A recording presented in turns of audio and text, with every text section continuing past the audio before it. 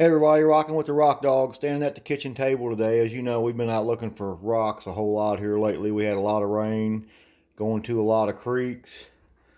So we got all these tools we picked up the last couple of days. We just thought we'd show them to you, so we put them in a bucket and they go into the corner of the yard and don't get seen for a long time. But mostly just a lot of scrapers and platforms and blanks and things like that.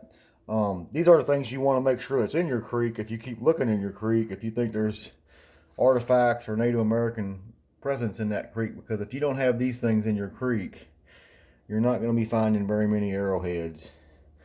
A lot of these are just little knives and scrapers. Here's about the best knife piece right here so far in the last couple of days.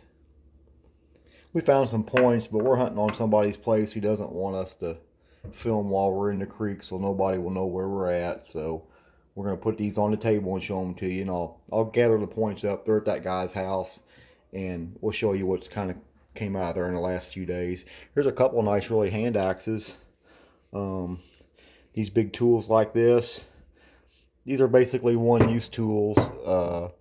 Paleo Indians didn't do a lot of working on points, and they worked on their points till they were just perfect, but they didn't do anything hardly with any of their tools. You hardly ever find paleo tools that's really well made. You just mostly get all these knives and things like this for cutting hides off and breaking bones.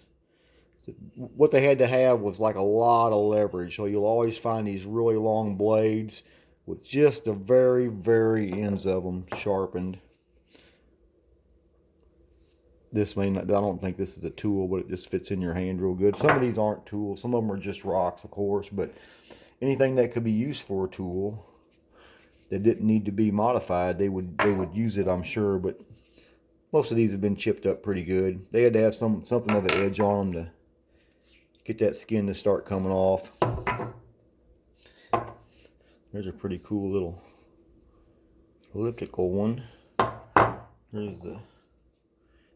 This is like for maybe scraping off bones and things like that when they look like that. The ends will almost always be beveled down on it or anything. Here's a big knife blade here. There's another really big scraper deal.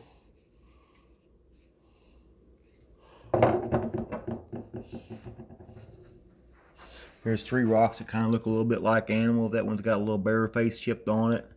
That one looks a little bit like a buffalo.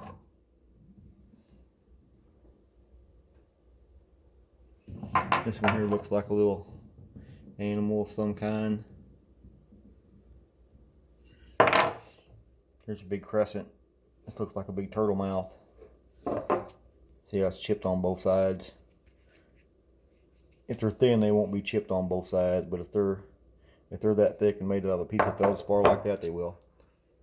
Here's a big hard stone thing of something, I believe, because it's got your finger dimple on the back.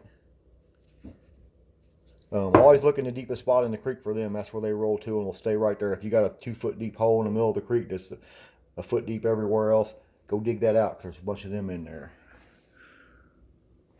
All right, not much to it, but these are the rocks you got to find before you're going to find a lot of older points in your creek. If you don't see these, you're not going to see arrowheads generally, because there wasn't anybody there butchering animals. Rock Dog out.